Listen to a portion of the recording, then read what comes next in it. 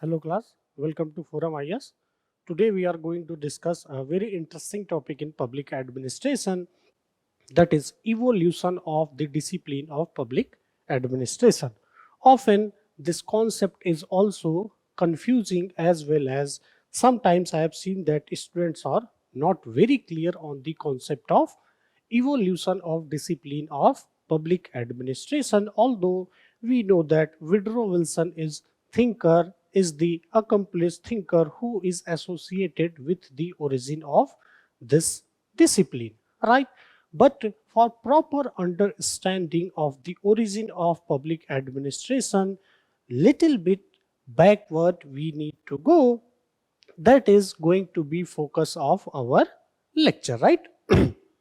So if you want to understand the origin of this discipline, then little bit you need to understand the origin of social science itself. And that origin is kind of a very interesting story, right? Very interesting story it is, that we are going to see in a very brief way, although same thing is also written in notes that you can see, right? What used to happen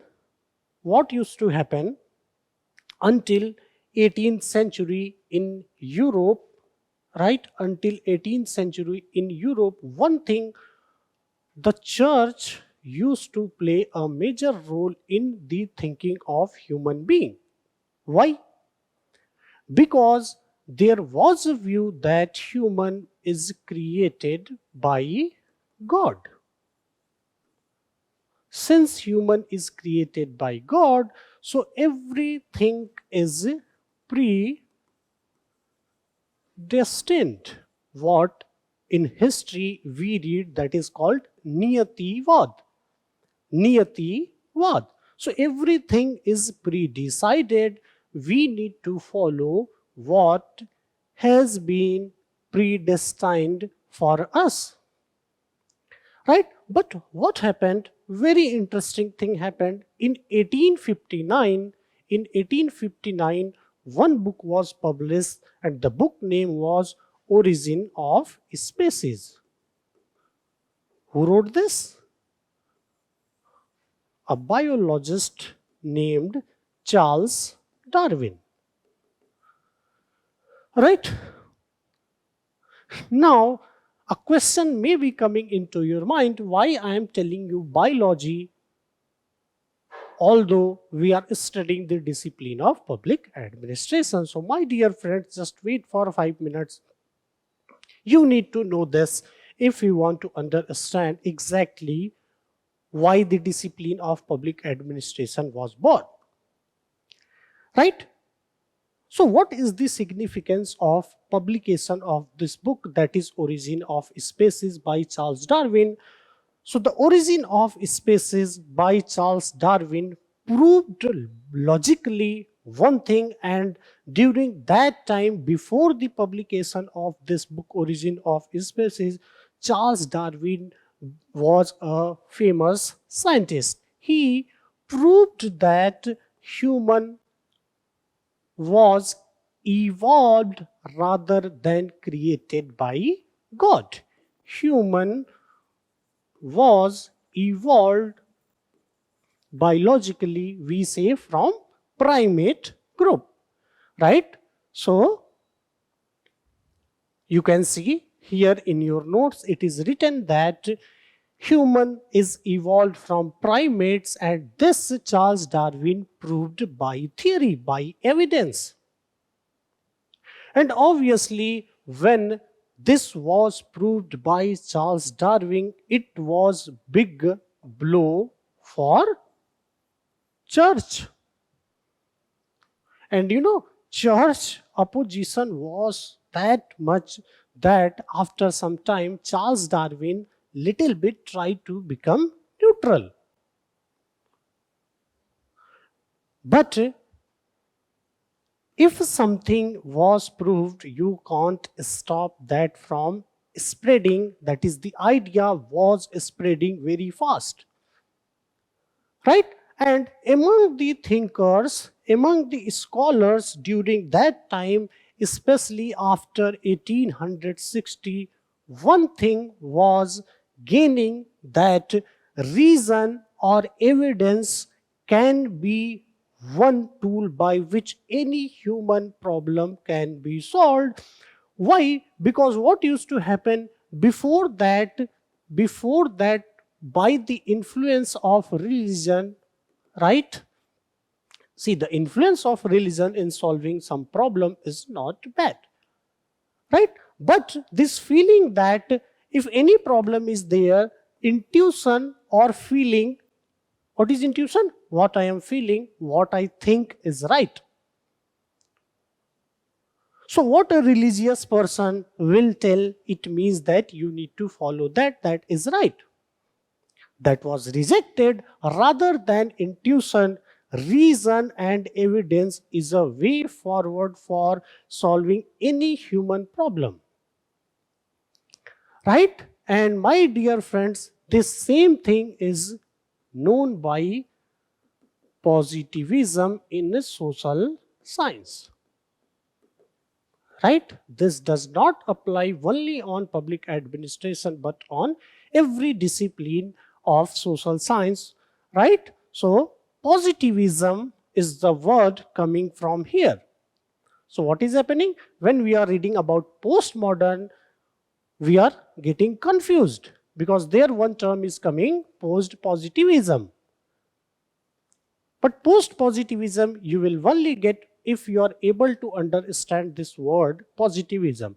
So positivism comes from here, that reason or evidence can be a way forward for solving any human problem. You can see that the social science as a discipline was born after publication of this book, because it was believed that any human problem can be solved by logic, by science.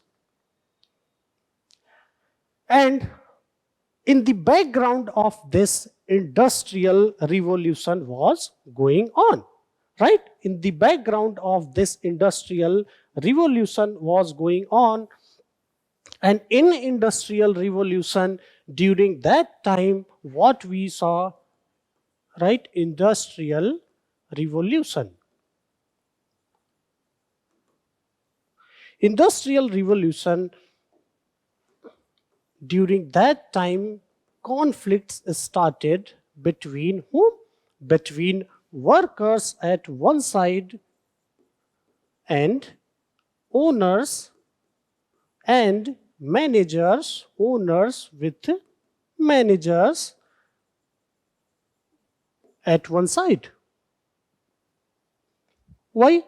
Because if new machines was used in factory, workers hardly they were skilled properly for that machine.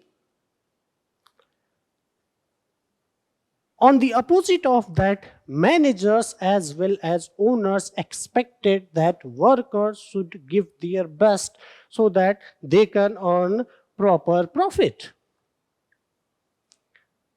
Right? So if you will read the history of US, Europe, you will see that right from 1860s, lots of conflicts, strikes started happening.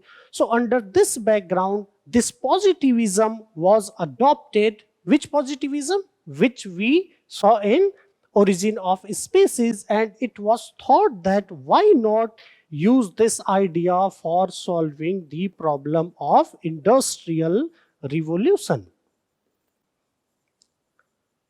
Or why not solve the problem which industries are facing? Right? And these problems were taken by some thinkers. These problems were discussed by some thinkers. The first thinker in public administration, we know his name is what? Frederick Wilson Taylor. So Frederick Wilson Taylor, just see what Frederick Wilson Taylor says. We need to study what? Science. We need to study organization as a science. From where this idea is coming? It is coming from positivism. So he says that, okay, by using logic, I am giving you one principle, that is one best way. You use that principle, so there will be no conflict in industry, right? There will be no conflict in industry. Similarly, some more thinkers came, for example, Henry Fayol, Gulick and Urwick, right? Mooney and Relay.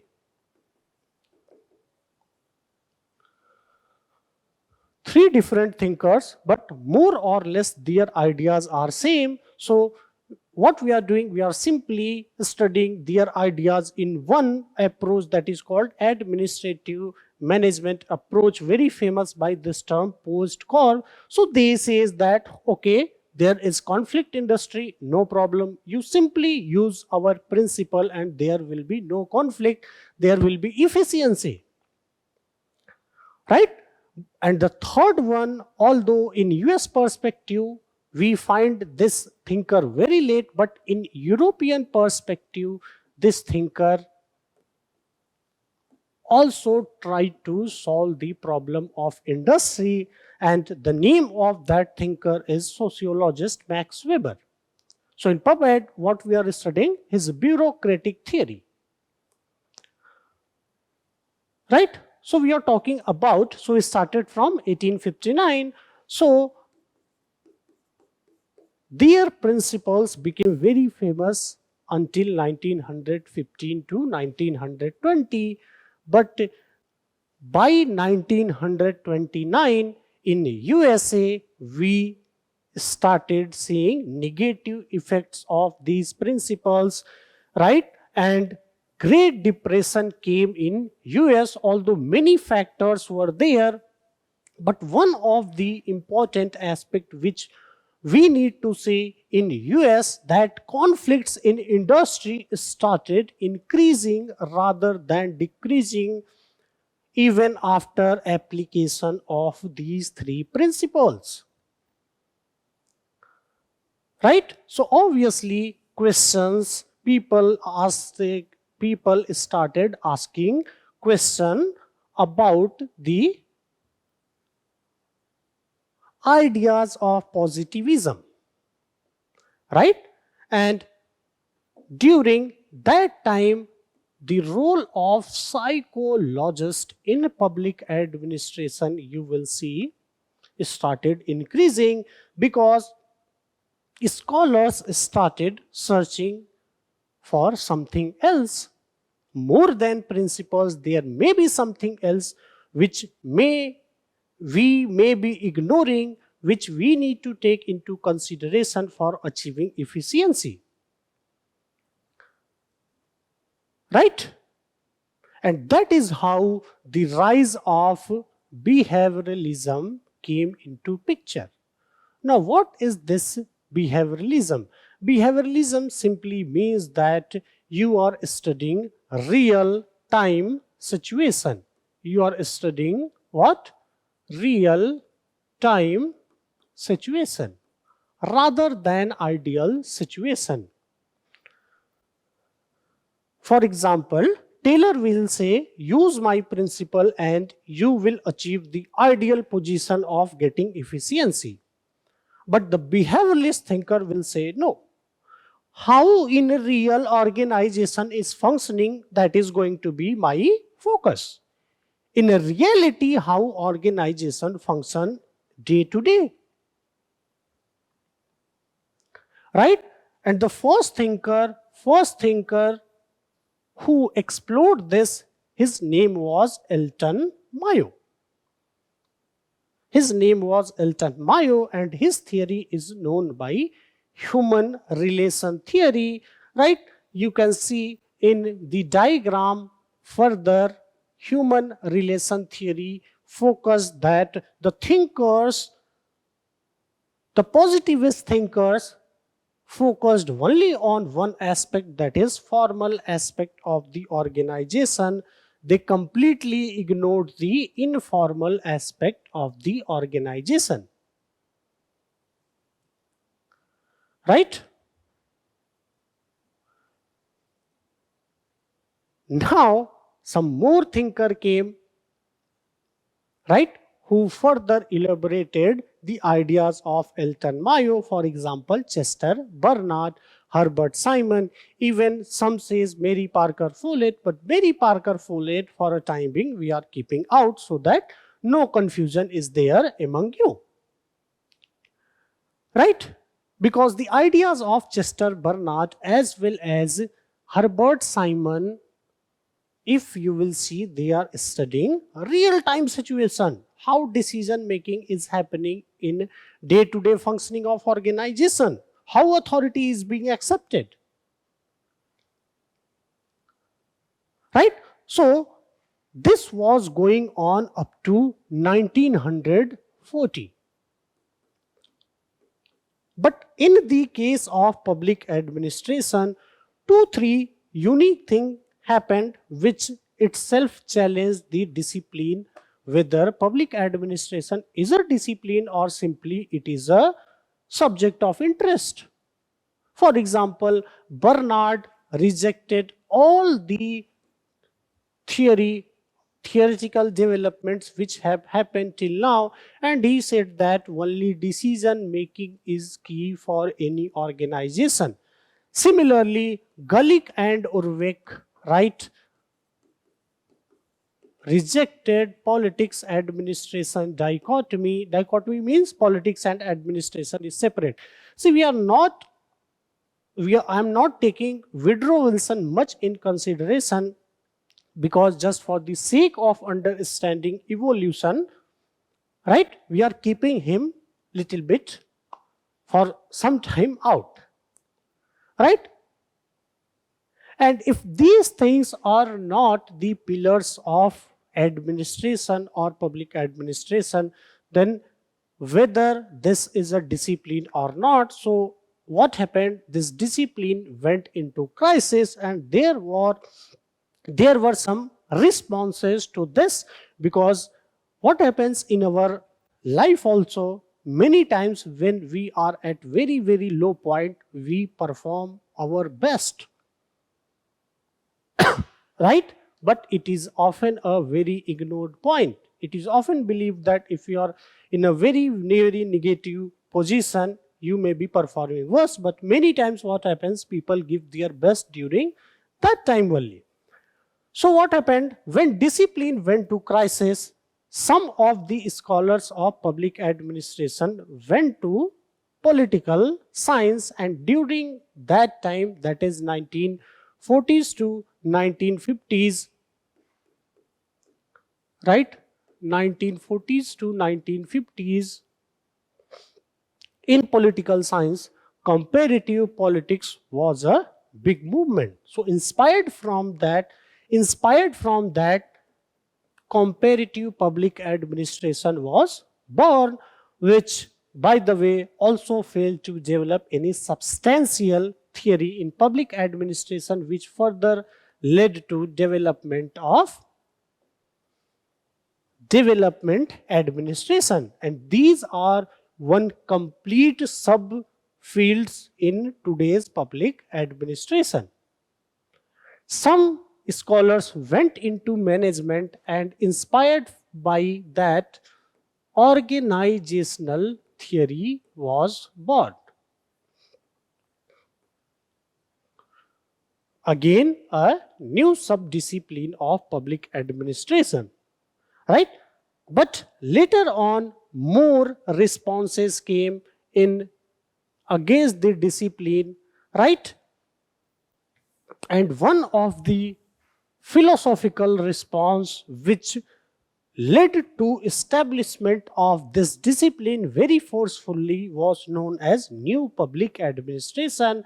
But new public administration was only a philosophical response, because it failed to talk about the nitty-gritty or detailed aspect of public administration. But the good thing about this response was that it was responsible for establishing public administration as a discipline. Right? After some time, a new response came, and remember that all the response we are talking about is in response to the crisis, whether this is a new discipline or simply a subject of interest. NPM came also, although NPM is a kind of economic product, right? But the good thing about NPM is it talks about structure, how hierarchy needs to be overwhelmed. Right? What is the key focus in the organization? A relation between hierarchy as well as citizen or customer. Then again one response came. That response is known by this term postmodernism or postmodern, which is still in developing phase. Right? And one very unique thing, this postmodernism rejects positivism. This postmodernism rejects positivism. Which positivism? Postmodernism, right? Postmodernism rejects what? This. Right? Postmodernism rejects the conclusion which we got from the origin of species. That is why postmodernism, although still in a developing phase, is going to be a big challenge for not only public administration but for all the social science. Right? See, this was a very, very brief idea about evolution, but in classes we are studying each aspect in a very detailed way. Right? Thank you.